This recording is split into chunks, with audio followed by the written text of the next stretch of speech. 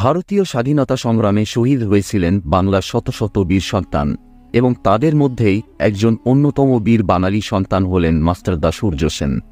আজকের পর্বে আমরা আলোচনা করব তাঁরই জীবন সম্পর্কে। Welcome too fast learner. Fast learner YouTube চ্যানেলে আপনাদের স্বাগত জানাই।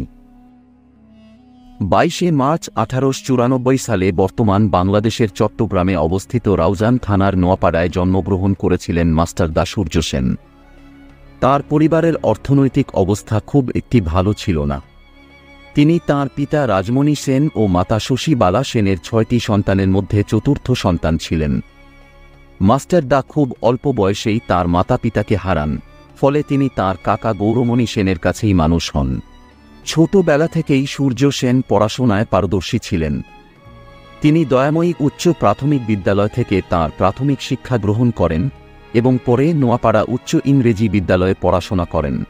পরে তিনি হরিশ দত্তের ন্যাশনাল স্কুল থেকে এন্ট্রান্স পরীক্ষা পাশ করে তৎকালীন বাংলার বিখ্যাত একটি শিক্ষা প্রতিষ্ঠান চট্টগ্রাম কলেজে উচ্চশিক্ষার জন্য ভর্তি হন। এখানে তিনি FA পাশ করে ও বিএতে ভর্তি হন।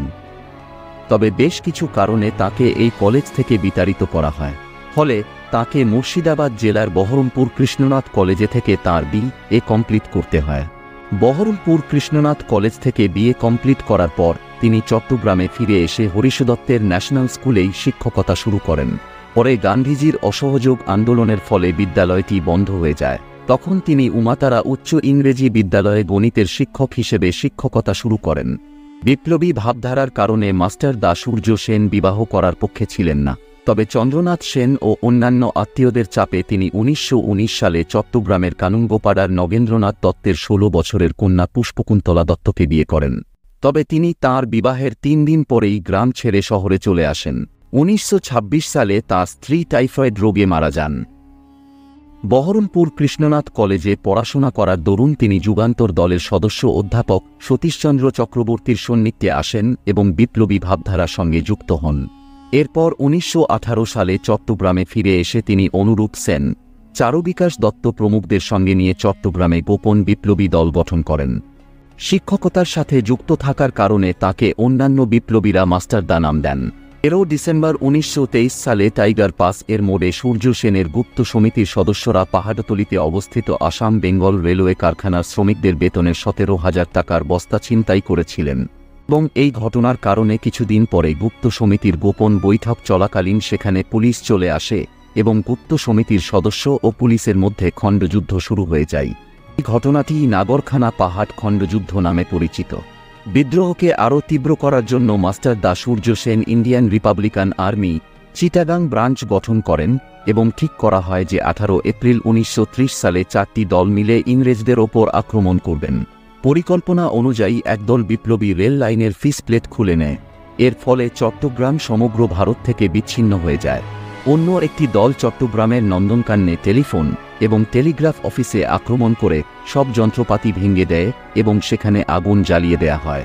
আরেকটি দল পাহাড়গুলিতে অবস্থিত চট্টগ্রাম রেলওয়ে অস্ত্রাগার দখল করে সেখান থেকে উন্নতমানের রিভলভার ও রাইফেল লুণ্ঠন করে নেয়, এবং একদল বিপ্লবীরা দামপাড়ায় পুলিশ রিজার্ভ ব্যারাক দখল করে নেয়। এই ঘটনাগুলির কারণে চট্টগ্রাম প্রায় 4 দিনের জন্য ইংরেজ মুক্ত হয়ে যায়। 22শে এপ্রিল 1930 সালে বিপ্লবীরা যখন জালালাবাদ পাহাড়ে অবস্থান করছিল তখন সশস্ত্র ইংরেজ সৈন্যরা তাদের ওপর আক্রমণ করে দেয়, এবং 2 ঘণ্টার যুদ্ধের পর ব্রিটিশ বাহিনীর 1 জন এবং বিপ্লবী বাহিনীর 12 জন শহীদ হন। এই ঘটনাটি জালালাবাদ যুদ্ধ নামে পরিচিত। 1933 সালে আত্মগোপন করে থাকা সূর্য সেনকে ব্রিটিশ শাসকরা গ্রেপ্তার করতে সক্ষম হয়। বিচারে সূর্য সেনের ফাঁসির আদেশ দেওয়া হয়। তার অনেক সহকর্মী বিপ্লবীও তাঁর সাথে ধরা পড়েন এবং দীর্ঘমেয়াদে কারাদণ্ড ভোগ করেন। 12 জানুয়ারি 1934 সালে তারকেশ্বর দস্তিদার নামে আরেক বিপ্লবীর সাথে সূর্য সেনের ফাঁসি হয়। মৃত্যুকালে সূর্য সেনের বয়স হয়েছিল 39 বছর। সূর্য সেন নিজের শেষ চিঠিটি তার বন্ধুদের উদ্দেশ্যে লিখেছিলেন এবং তাতে বলেছিলেন, মৃত্যু আমার দরজায় কড়া নাড়ছে, আমার মন উড়ে যাচ্ছে অনন্তকালের দিকে। এমন এক সুন্দর পরম মুহূর্তে আমি তোমাদের জন্য দিয়ে গেলাম স্বাধীন ভারতের স্বপ্ন।